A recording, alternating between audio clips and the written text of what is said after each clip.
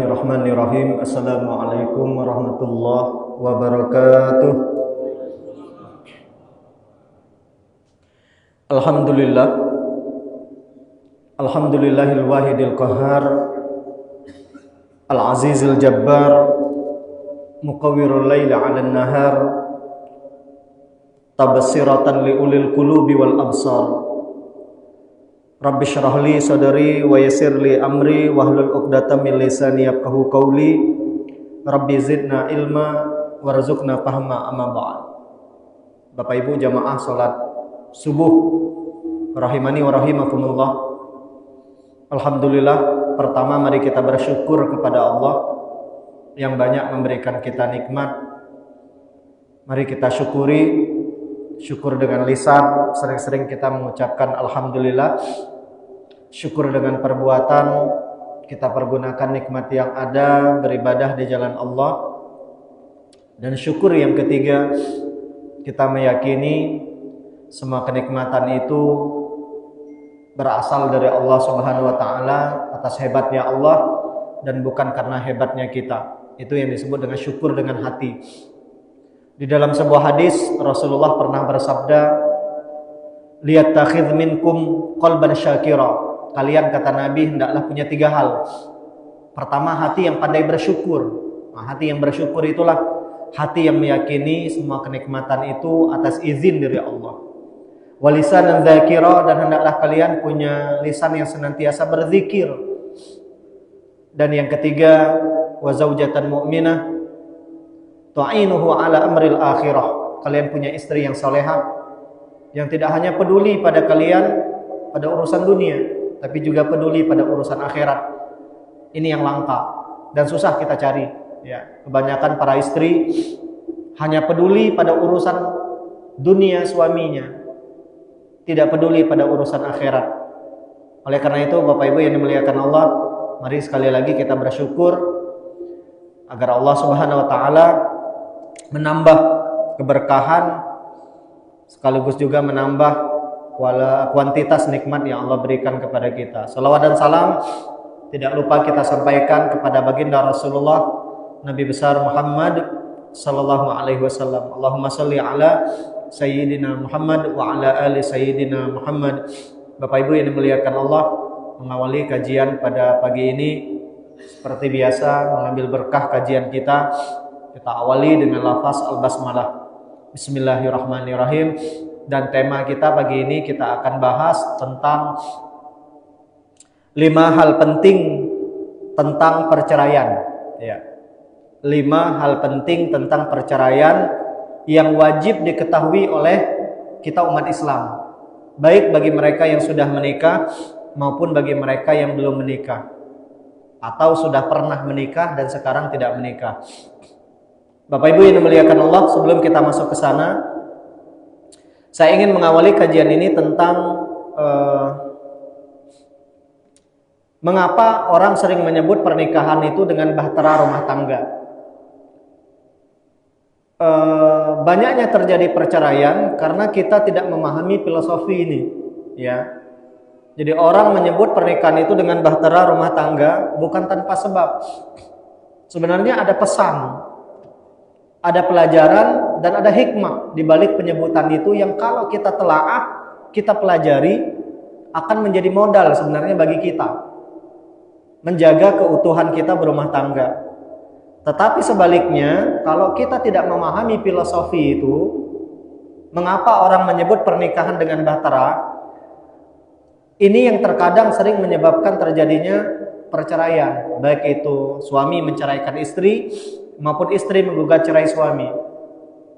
Yang pertama, Bapak Ibu, kenapa orang menyebut pernikahan itu dengan bahtera? Yang namanya bahtera yang berlayar atau kapal yang berlayar itu mesti punya tujuan. Kapal yang berlayar tak punya tujuan, kemungkinannya ada 2. Terombang-ambing di tengah lautan dan itu gak akan bahagia. Atau kemungkinan yang kedua, karam. Pernikahan juga sama.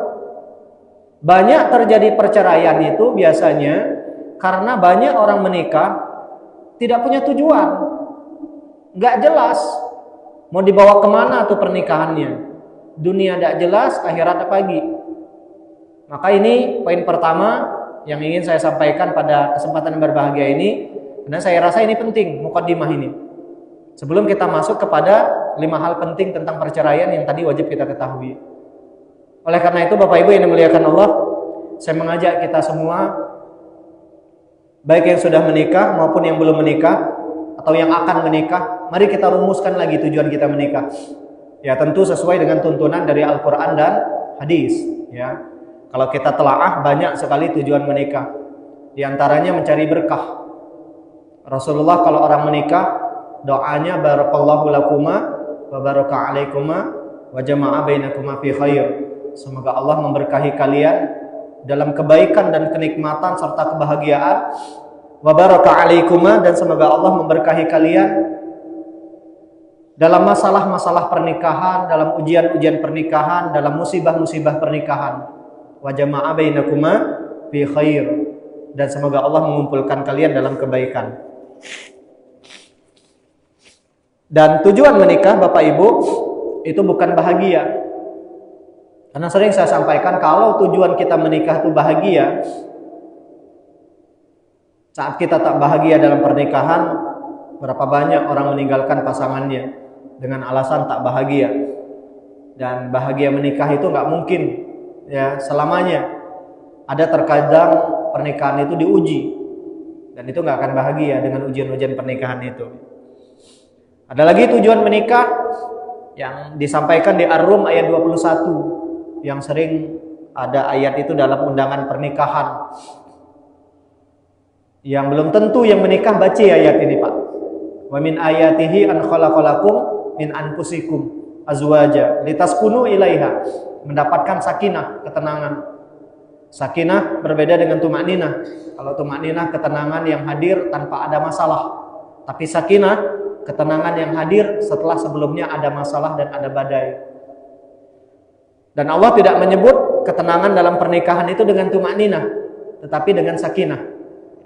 Karena memang hakikat dari pernikahan itu memang seperti itu. Tidak ada orang yang menikah nggak punya masalah. Yang kaya masalahnya kekayaannya, yang miskin sebaliknya kemiskinannya. Yang punya wajah ganteng masalahnya itu, Pak.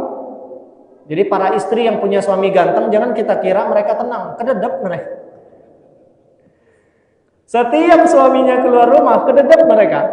Ya, begitu juga sebaliknya. Yang punya suami di bawah standar, ya itu juga masalahnya. Masing-masing kita punya masalah, Pak. Ya. Kemudian mawaddah. Mawaddah itu ada yang mengatakan cinta yang ditandai dengan banyaknya interaksi secara fisik. Mawaddah itu cinta secara fisikly, ya. Dan banyak sentuhan biasanya mawaddah itu. Kemana-mana pegangan tangan. Nah itu mawaddah, Pak. Tidur mesti barengan, mesti pelukan, mesti pegangan. Kemarin ada jamaah WA saya, punya masalah rumah tangga, Ustaz saya pusing sekarang katanya. Biasa saya cium ketiak suami kalau tidur. Ini suami pergi marah katanya. Nah itu mawaddah, Pak. Suami masak di dapur, dicolet-coletnya. Tahu suami lewat, pokoknya dia jahil kan. Nak nyentuh ini, itu mawaddah. Dan sekarang berapa banyak orang menikah sudah hilang mawaddahnya. Ya. Turun dari kendaraan, lakum dinukum waliyadin, nggak ada lagi mawaddahnya. Kondangan, nggak ada lagi pegangan, udah hilang tuh mawaddahnya. Sedangkan rahmah itu menurut sebagian ahli tafsir, cinta yang lebih kepada sifat, karakter dan akhlak. Kita menyayangi pasangan karena dia lemah lembut, karena dia penyabar, ya, karena dia taat dan patuh kepada kita.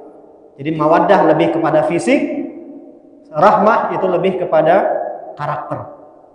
Ada lagi tujuan menikah, menyempurnakan separuh agama. Kata Rasulullah, "Idza tazawwajal 'abdu faqad istakmala nisfad din."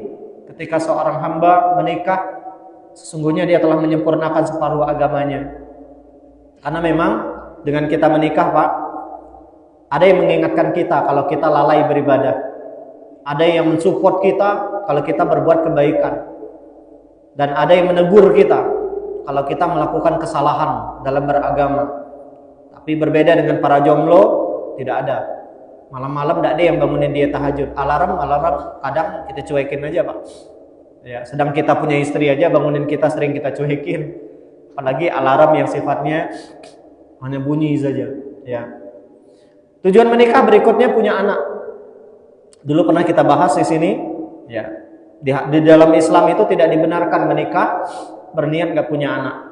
Rasulullah bersabda, nikahilah kata Nabi 2 karakter pada wanita, tazawwaju al-wadud al-walud.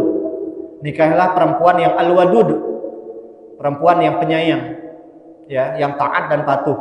Yang kedua al-walud, yang subur, gampang melahirkan anak, bukan subur badannya, tapi gampang melahirkan anak. Nah, itu indikasi kalau si wanita tadi pinter membahagiakan suaminya di tempat tidur, ya, sehingga kita para suami tidak berpikir lagi mencari keluar, insya Allah, ya. Dan yang terakhir, tujuan menikah itu Bapak Ibu ada di Ar-Ra'd ayat 23, pun ada di Al-Insyiqaq, serta beberapa ayat yang lain, masuk surga sekeluarga. Jannatu adnin di Ar-Ra'd ayat 23, ada satu surga kata Allah yang masuk ke dalamnya nanti orang-orang beriman. Wa man sholaha min abaihim, kalau mak bak kita atau nek kita, leluhur kita beriman sama seperti kita, insya Allah kita bisa bertemu, reuni dengan mereka nanti di surga. Wa azwajihim, kalau pasangan kita beriman, suami punya istri yang beriman, istri punya suami yang beriman, masuk surga bersama dengan pasangan. Wa dzurriyyatihim, pun anak cucu kita, kalau mereka beriman, Allah berjanji nanti akan masuk ke dalam surga sekeluarga besar. Dan inilah yang sering disampaikan oleh ulama kita, suksesnya kita berumah tangga itu bukan rumah bagus, bukan mobil bagus, duit banyak, ya, laki karirnya bagus, bukan itu, ya, anak pinter, bukan itu. Suksesnya kita berumah tangga kalau kita bisa masuk surga sekeluarga, dan mudah-mudahan Allah mengabulkan hajat kita, amin ya rabbal alamin. Nah, ini yang pertama. Banyak orang bercerai itu karena mereka tidak tahu tujuan pernikahan. Yang tahu saja masih terjadi, Pak. Apalagi yang tidak jelas tujuan pernikahannya. Sekali lagi saya mengajak kita semua, mari di awal-awal ini, mungkin ada di antara kita yang belum punya tujuan pernikahan, kita rumuskan lagi. Pulang dari sini, ajak lagi ngomong istri kita, ya, apa sebenarnya tujuan kita menikah. Yang kedua, yang namanya kapal berlayar, kita naik kapal, tidak mungkin gratis, Pak. Pasti harus beli tiket. Ini menunjukkan pernikahan juga sama. Orang menikah itu pasti butuh modal, secara finansial, butuh ekonomi. Dan faktor terbesar di antara sekian banyak penyebab orang bercerai, ekonomi, Pak. Nggak kenyang makan cinta, Pak. Iya, tiap hari makan cinta nggak kenyang. Maka butuh modal. Dan yang wajib mencari modal itu kita para suami, sebagaimana yang Allah tetapkan di An-Nisa ayat 34. Ar-rijalu qawwamuna 'alan nisa. Kita diberikan hak memimpin dalam rumah tangga itu, paling tidak di ayat itu ada 2, Pak. Bima faddalallahu ba'dahum 'ala ba'din. Karena kita punya kelebihan dibandingkan kaum wanita, khususnya secara fisik.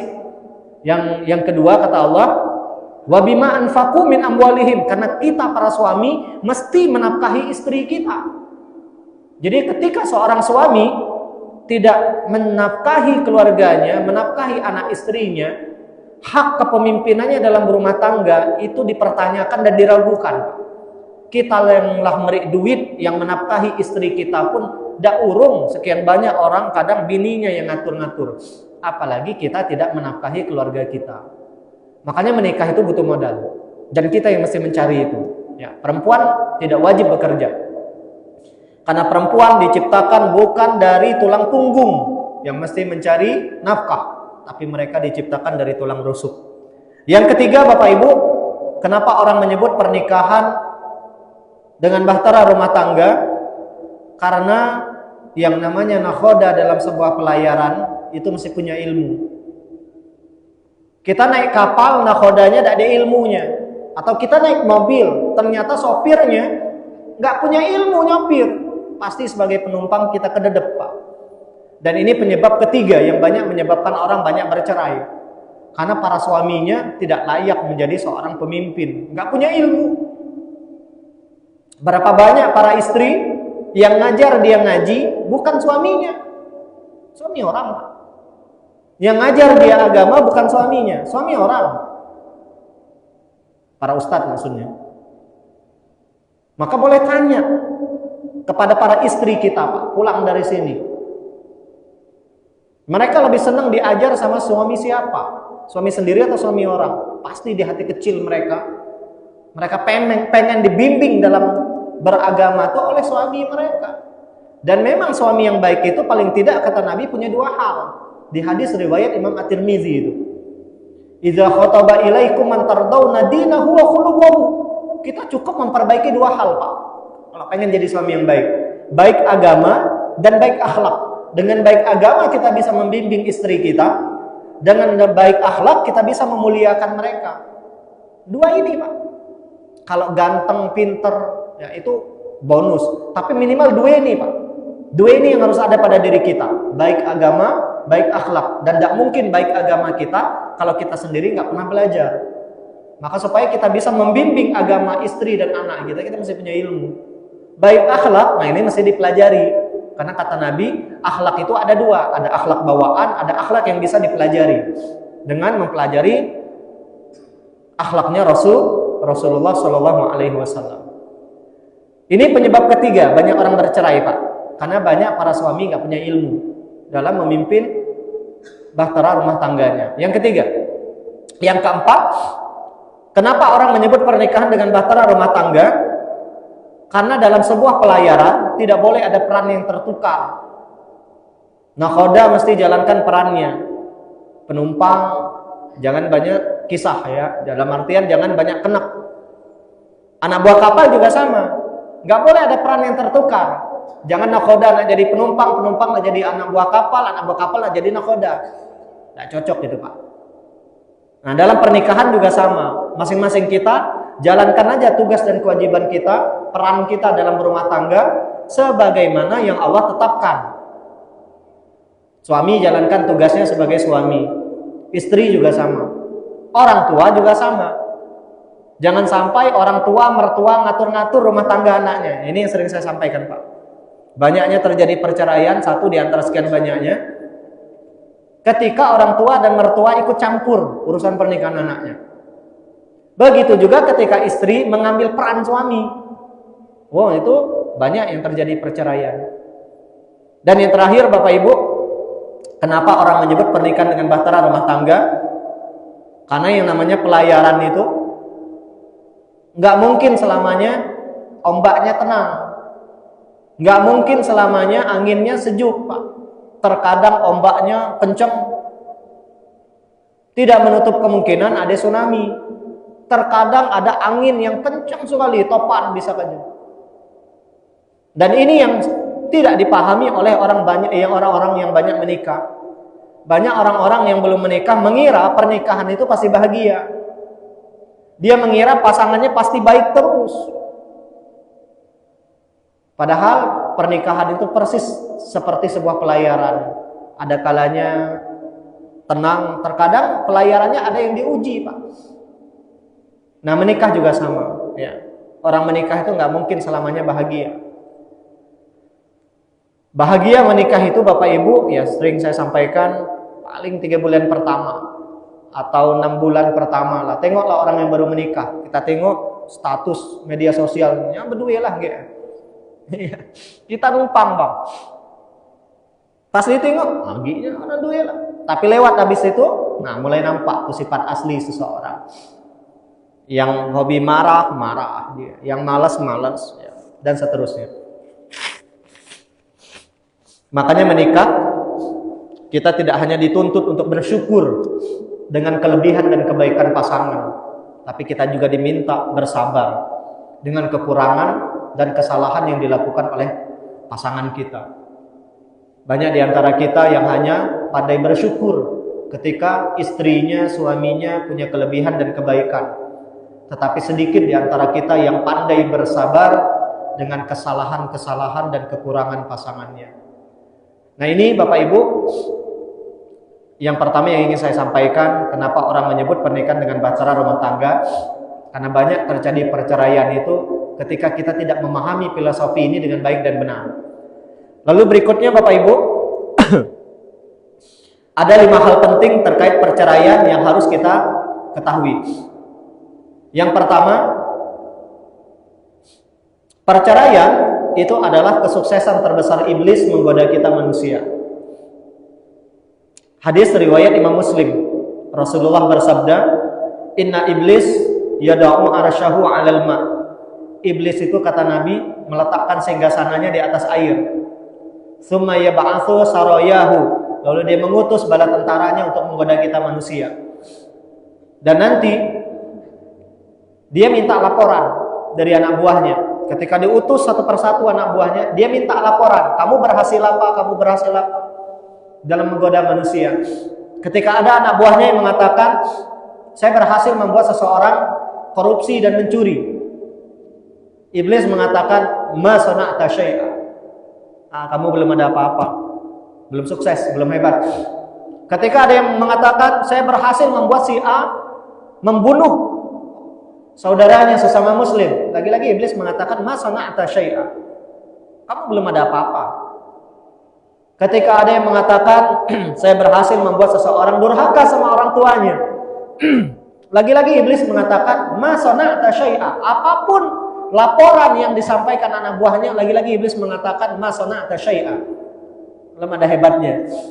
Tetapi menarik, ketika ada yang melapor, ma taraktuhu hatta farraqtu bainahu wa baina imraatih, ketika saya tinggalkan manusia, saya berhasil membuat suami menceraikan istrinya atau istri menggugat cerai suaminya. Apa jawaban iblis? Ni'ma anta. Oh, ini sini duduk samping saya. Ini baru hebat, kata iblis.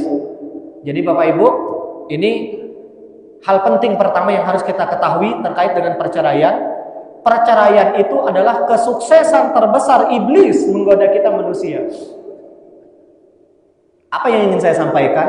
Jangan biarkan iblis berhasil sukses menggoda kita, maka jaga sekuat-kuatnya pernikahan kita. Kecuali takdir yang berkata lain, beda kasus. Tapi selagi masih kita jaga, masih kita bisa menjaganya, jaga. Jangan dikit-dikit menceraikan istri, jangan dikit-dikit perempuan minta cerai sama suami, jangan. Jangan berikan andil iblis sukses menggoda kita manusia, jangan. Ya. Nah, ini yang pertama. Yang kedua, perceraian itu bukan aib dan dosa. Saya perlu rasanya meluruskan pemahaman kita, Bapak Ibu. Karena banyak di antara kita beranggapan kalau ada orang yang bercerai, si A, si B, tetangga, sepradi, atau bisa jadi mungkin seorang public figure bercerai, tidak sedikit di antara kita mencibir, menghina, mengucilkan, menceritakan perceraiannya kemana-mana. Padahal itu bukan aib. Kalau perceraian itu aib, Bapak Ibu, tidak mungkin Allah turunkan satu surah dalam Al-Quran. Dari 114 surah itu ada satu surah di juz 28, namanya surah At-Tolaq. Surah namanya surah talak. Kalau perceraian itu aib, gak mungkin juga Allah dan Nabi-Nya syariatkan itu, gak mungkin. Tapi pada kenyataannya Allah syariatkan tentang perceraian, yang itu artinya bukan aib. Sama seperti poligami. Poligami bukan aib. Kalau poligami aib, tidak mungkin Allah syariatkan di dalam Al-Quran, dan tidak mungkin Nabi kita poligami, Pak. Ini kita kalau ada orang poligami, nah, kita nengok setengah mata, Pak. Kita memandangnya rendah. Apalagi perempuan. Ketika ada ustadz yang mulai ngomong poligami lah, mulai suuzon ya ustadz, nak kawin kayak ustadz. Ayo Pak, poligami bukan aib. Kenapa orang banyak membenci poligami, khususnya perempuan ya? Karena banyak oknum yang poligami itu tidak menjalankan poligami dengan apa yang seharusnya. Banyak bini pertama aja dak suah diajar ngaji, cacat dan poligami lagi. Nah, ini kan yang terjadi, Pak. Jadi perlu kita luruskan lagi. Poligami bukan aib. Perceraian juga bukan aib. Kalau orang belum pernah bercerai, dia tidak tahu. Bisa jadi dalam sebuah perceraian itu ada solusi. Ada kebaikan. Yang kalau diteruskan pernikahan itu akan banyak kezaliman dan dosa. Makanya jangan kita cibir mereka yang bercerai, Pak. Kita nggak tahu urusan rumah tangga mereka. Kita nggak tahu isi dapur mereka, Pak. Cukuplah kita fokus pada diri kita dan keluarga kita. Nah, ini poin kedua yang saya rasa perlu dan penting untuk saya sampaikan. Perceraian bukan aib dan dosa. Yang ketiga, perceraian Bapak Ibu bisa terjadi pada siapapun. Siapapun yang menikah selalu punya dua kemungkinan. Bertahan pernikahannya atau kemungkinan yang kedua, bahtaranya tadi karam. Gak ada jaminan, Pak. Kita menikah tuh pasti selamat sampai kita meninggal dunia. Gak ada jaminan. Siapapun yang menikah selalu punya kemungkinan ini. Maka perceraian itu juga bisa terjadi pada siapapun. Jangankan pada orang awam, Pak. Orang-orang yang paham agama bisa terjadi perceraian. Izinkan saya menyebutkan beberapa nama berikut ini, Pak. Ustaz Abdul Somad. Cerai tidak, Pak? Cerai. Kurang paham agama apa beliau? Ustaz Abdul Somad. Kurang ilmu apa beliau tentang pernikahan? Tapi terjadi, Pak. Ini menunjukkan perceraian bisa terjadi pada siapapun. Agim. Orang yang bisa memotivasi orang lain begitu luar biasa dengan kata-kata yang lemah lembut. Cerai, Pak. Siapa yang menyangka? Cerai beliau. Ustaz Ahmad Al-Habsyi, dai dari Palembang, juga sama. Beliau digugat cerai sama istrinya. Ustaz Zaki Mirza. Mereka-mereka ini kurang paham agama apa. Dan saya rasa mereka nggak mau bercerai, tapi itu takdir Allah. Makanya perceraian bisa terjadi pada siapapun. Kalau hari ini kita sibuk ngomongin orang yang bercerai, suatu saat bisa jadi kita yang bercerai, Pak.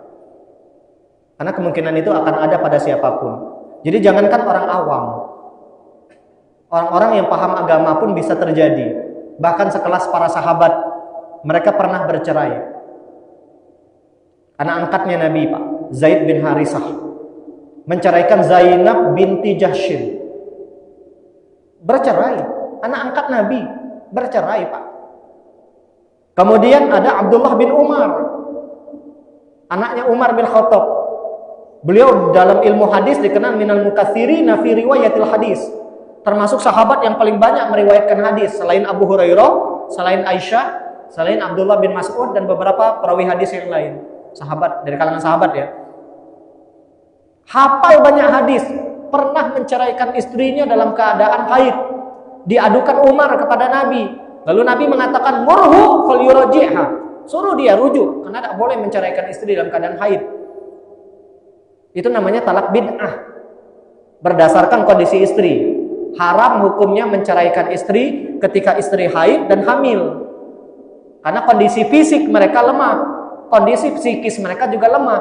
Khawatirnya banyak mudarat. Kalau mereka nggak punya iman, pacak-pacak bunuh diri, Pak. Maka Islam mengharamkan talak dalam kondisi bid'ah. Dalam kondisi haid, dan hamil. Ya kalau anaknya rai bini, tengok-tengok dia kondisi dia. Nunggu dia bersih dulu. Karena Abdullah bin Umar pernah menceraikan istrinya dalam kondisi haid. Kata Nabi suruh dia rujuk dulu. Ya. Rujuk dulu, nanti kalau bersih nyerai ya, cerai. Tapi kalau nak pegang. Nah, ini menunjukkan tidak boleh, Pak. Ya. Tapi Abdullah bin Umar pernah menceraikan istrinya. Itu fakta. Yang ketiga, sahabat yang pernah menggugat cerai, tapi ini bukan mencerai, menggugat cerai. Kalau menceraikan itu namanya talak, tapi kalau menggugat cerai namanya khulu. Habibah binti Sahal menggugat cerai Sabit bin Qais. Ini sahabat yang sangat mulia, Pak, paham agama. Ini wanita yang pertama menggugat cerai suaminya di dalam Islam, Habibah binti Sahal. Jadi sahabat saja bisa cerai, apalagi kita manusia biasa. Bahkan Rasulullah SAW beliau pernah menceraikan istrinya. Di antara kisah yang paling atau yang pernah kita dengar terkait perceraian Nabi adalah Hafsah binti Umar, anaknya Umar bin Khattab, itu pernah diceraikan oleh Nabi. Karena memang karakternya agak keras seperti bapaknya. Diceraikan Nabi sampai-sampai pada saat itu malaikat Jibril turun tangan untuk menyelesaikan masalah itu. Nah ini Bapak Ibu, jadi jangankan orang awam, sekelas para ustadz, para kiai itu pernah bercerai. Sekelas sahabat pernah bercerai. Bahkan Rasulullah pernah bercerai. Itu menunjukkan perceraian bisa terjadi kepada siapapun. Yang keempat, hal penting yang perlu kita ketahui terkait dengan perceraian. Di dalam Islam Bapak Ibu, perceraian itu persis seperti pintu darurat dalam pesawat terbang. Kalau kita naik pesawat, ada pintu darurat sebelah kanan dan kiri, dan posisinya biasanya di tengah. Pintu darurat itu Bapak Ibu tidak boleh kita buka sembarangan. Baru boleh kita buka ketika kondisinya benar-benar darurat. Nah, perceraian statusnya juga sama, persis kayak itu, Pak. Dia tidak boleh menjadi solusi pertama. Dia perceraian itu entah talak atau hulu, itu benar-benar harus menjadi kondisi atau menjadi pintu darurat terakhir. Yang lah tidak lagi cara lain, maka boleh dengan cara ini, yaitu perceraian, karena dia darurat. Maka di An-Nisa ayat 34-35, di An-Nisa 34 di ujung ayatnya, di 35-nya juga sama, Allah menjelaskan kepada kita ada manajemen konflik rumah tangga. Wallati takhafuna nusyuzahunna, istri kalian atau suami kalian, kata Allah, yang kalian khawatirkan kedurhakaannya. Karena yang durhaka itu bukan hanya istri, Pak. Suami berpotensi menjadi suami yang durhaka. Ada anak durhaka, tapi hati-hati, ada orang tua yang juga durhaka. Orang tua yang tidak pernah mendidik anaknya, orang tua yang ngasih nafkah haram ke anaknya, itu orang tua yang durhaka. Ada istri yang durhaka, tidak taat sama suami. Ada suami yang durhaka, yang tiap hari melasah bini, ya. Suami yang pelit, yang tidak begawi, itu suami yang durhaka, Pak. Ketika ada pasangan yang durhaka, maka kata Allah, fa'idhuhunna, kasih mereka mau'idhah, nasihat yang disertai ilmu. Wahjuruhunna fil madadi, kasih mereka sanksi secara sosial. Pisah tempat tidur, kalau mereka WA jangan dibalas, mereka ngomong jangan direspon. Ya, tidur misah. Kemudian kalau istri durhaka jangan kasih dia nafkah. Nah, itu sanksi secara sosial. Nggak ngefek juga. Wadribuhunna, pukul. Dalam Islam boleh pukul, tapi ada SOP-nya. Ada aturan memukul. Yang jelas tidak boleh pukulan itu niatnya menyakiti. Pukulan itu bukan ta'zib, tapi niatnya adalah ta'dib, mendidik. Bukan ta'zib, mencelakai, bukan. Ya, dan seterusnya nanti. Kalau tiga cara ini tidak berhasil, maka di ayat 35-nya An-Nisa Allah mengatakan wa in khiftum shiqaqa bainihima, kalau tidak juga selesai, masih berlanjut tuh shiqaq di antara mereka, selisih di antara suami istri tadi, faba'atsu hakaman min ahlihi wa hakaman min ahliha, cari mediator yang menjadi penengah. Saya sering mengatakan mediator dalam konflik rumah tangga, masalah rumah tangga, usahakan jangan orang tua dan mertua. Nggak akan bisa netral. Yang namanya orang tua, jangankan anak benar, anak salah dibela. Maka mediator itu sebaiknya tokoh agama atau tokoh masyarakat yang menjadi penengah kalau terjadi masalah rumah tangga. Ini manajemen konflik yang keempat. Tidak berhasil juga mendamaikan dengan cara mediator tadi, maka boleh kita cerai. Dan ketika dicerai pun lagi pacar rujuk, Pak, menak rujuk. Bisa jadi istri kita dikasih nasihatnya tidak dengar, dikasih sanksi sosial agilahnya tidak dengar, dipukulnya tidak dengar juga, dicari mediator agilahnya katanya lah, Pak. Nah, dengan kita cerai, jangan-jangan itu shock terapi buat dia. Akhirnya dia bisa berubah setelah kita cerai. Dan masih bisa rujuk, kan? Kita ini orang Islam, kalau bercerai, Lagi pacar rujuk dah? Lagi. Jadi perceraian itu dengan percerai pun itu sebenarnya cara mengislah pasangan kita. Kalau memangnya lagi berubah, ya rujuklah. Tapi kalau nyadak berubah, lanjutkan aja cerainya. Nah itu betapa indahnya Pak Islam. Makanya perceraian itu pintu darurat.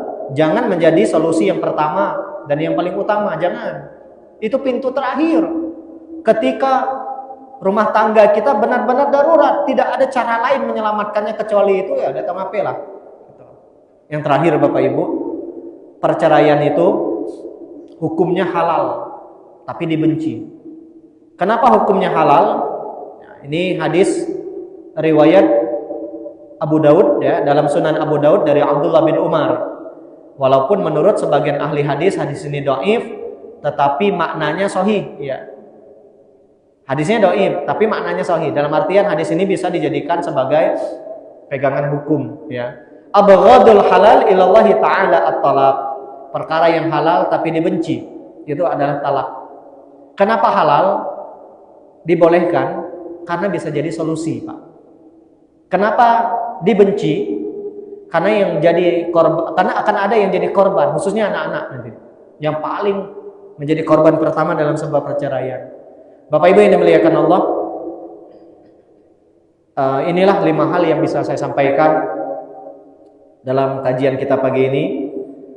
Jadi ada 2 tema besar. Pertama, kenapa orang menyebut pernikahan dengan bahtera rumah tangga? Karena banyak terjadi perceraian itu ketika kita tidak memahami filosofi ini tadi. Ada 5 tadi. Menikah mesti punya tujuan. Ketika menikah nggak punya tujuan, resiko cerainya lebih besar dibandingkan mereka yang punya tujuan. Yang kedua, menikah itu butuh modal, ekonomi. Ketika ekonomi seseorang itu lemah, dan ini yang banyak menyebabkan terjadi perceraian, maka Pak harus semangat bekerja. Ya, dan setiap tetes keringat suami mencari nafkah buat istrinya, insya Allah tetesan keringat itulah yang nanti akan memberatkan mizan kebaikan kita pada hari kiamat. Yang bisa jadi sholat kita tidak cukup kuat memasukkan kita ke dalam surga, tapi ketika kita bersemangat mencari nafkah buat keluarga kita, insya Allah itu jalan kita masuk surga yang lain.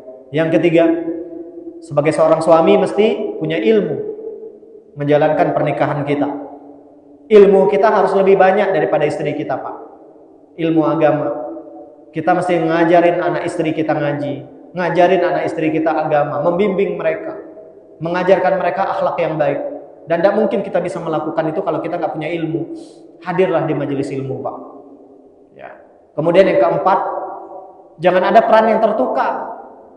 Suami jalankan perannya sebagai suami, istri juga sama, orang tua juga sama. Memberi nasihat kepada anak yang menikah, menantu yang menikah wajib, Pak. Iya benar, wajib. Tapi memaksa haram. Sampai dikasih embel-embel ikat, mendak dengar nasihat kami, durhaka, ikat itu berat bagi anak, Pak. Jangan ya. Kalau ada orang tua mertua yang macam ya, sampai kapanpun anaknya tidak akan dewasa dalam berumah tangga. Dan yang terakhir, pahami orang menikah itu nggak mungkin nggak punya masalah. Maka disinilah pentingnya sabar dan syukur. Ketika kita hanya pandai bersyukur, tidak pandai bersabar, ini yang paling banyak menyebabkan orang bercerai. Lalu yang kedua tadi, kita juga membahas 5 hal penting terkait dengan perceraian. Saya ulangi lagi, Pak, mudah-mudahan menyangkut ilmunya. Karena perceraian adalah kesuksesan terbesar iblis menggoda kita manusia. Nah ini hal penting yang pertama yang harus kita ketahui. Yang kedua, perceraian itu bukan aib dan dosa. Jadi kalau kita menemukan seseorang yang bercerai, tetangga, seperadi, public figure, ustadz, kiai, habib mungkin juga yang bercerai, husnuzon. Ya, kita husnuzon. Dan itu memang dibolehkan secara agama. Ya. Bukan aib, bukan dosa. Sama seperti poligami. Jadi kalau ada seseorang yang poligami, jangan kita omongin, Pak. Ya, suatu saat Bang Indra poligami, biarkan. Ya. Mungkin memang hajatnya butuh poligami, tidak cukup si kok bini mungkin. Ya. Ya, Bang Indra atau Bang Mur nak poligami, kita doakan, amin ya Rabb. Kemudian yang ketiga, perceraian bisa terjadi pada siapapun. Ya, jangankan orang awam, para ustadz, para kiai, para sahabat, bahkan Rasulullah pernah bercerai, Pak. Itu ada hikmah semua. di balik itu semua yang menjadi contoh kepada kita. Kemudian perceraian itu juga yang keempat, pintu darurat. Tidak boleh kita dikit-dikit cerai bini. Ya, banyak suami nggak paham agama, ada masalah dikit diceraikan istrinya. Di Al-Baqarah ayat 230 kalau saya nggak salah, Allah Subhanahu wa taala berfirman, at-talaqu marratan, talak yang dibolehkan itu cuma 2 kali, Pak. Di Al-Baqarah ayat 229, at-talaqu marratan. Talak yang boleh diucapkan suami sepanjang umur dia menikah cuma 2 kali, Pak. Ada yang menikah di antara kita nih lah 5 tahun, 10 tahun, ya. Mungkin juga lah 20 tahun, ya, 30 tahun. Sepanjang umur pernikahan hanya boleh mengucapkan kalimat cerai kepada istri kita cuma 2 kali. Kalau lah 3 kali, nah itu yang disebut dengan talak bain kubro. Istri kita masih nikah dulu dengan laki-laki lain, ya. Atau bahasa orang Melayunya talak Cina Bute itu. Maka sepanjang umur pernikahan jangan gampang mengucapkan kalimat itu. Hanya 2 kali boleh kita ucapkan. At-talaqu marratan, ya. Jamaah saya baik di Sungai Liat maupun Pangkal Pinang banyak yang dia berkisah, Ustaz, laki saya tiap kali berkelahi mengucapkan kalimat cerai. Ibu nikah berapa kali? 10 tahun. Tiap tahun pasti ngucapin, Ustaz. Bayangkan, Pak. Jadi 2 kali yang kita boleh ngucapin cerai itu bukan per tahun, sepanjang umur pernikahan. Nah ini kan rugi kalau kita tidak tahu, Pak. Dan banyak orang cak-cak tidak tahu lah berkali-kali nyerai bini, agi serumah lah, agi berhubungan suami istri, dan itu ada dampak lain, Pak. Dan yang terakhir, perceraian itu halal tapi dibenci. Kenapa halal? Karena bisa jadi solusi dari masalah rumah tangga tadi. Kenapa dibenci? Karena pasti ada yang korban, yang jadi korban. Demikian Bapak Ibu, ambil yang benar dari yang saya sampaikan, yang tidak benar jangan pernah diambil, karena yang maha benar adalah Allah Subhanahu wa taala. Semoga Allah berkahi rumah tangga kita, jadikan kita suami yang soleh, istri kita istri yang solehah, anak cucu kita mudah-mudahan juga menjadi keturunan yang soleh dan solehah. Mudah-mudahan kita semua panjang umur dalam ketaatan, istiqomah dalam kebaikan, meninggal dalam keadaan husnul khatimah, masuk surga sekeluarga. Subhanakallahumma wa bihamdika asyhadu an la ilaha illa anta astaghfiruka wa atubu ilaik. Billahi taufiq wal hidayah wa ridha wal hidayah. Wassalamualaikum warahmatullahi wabarakatuh.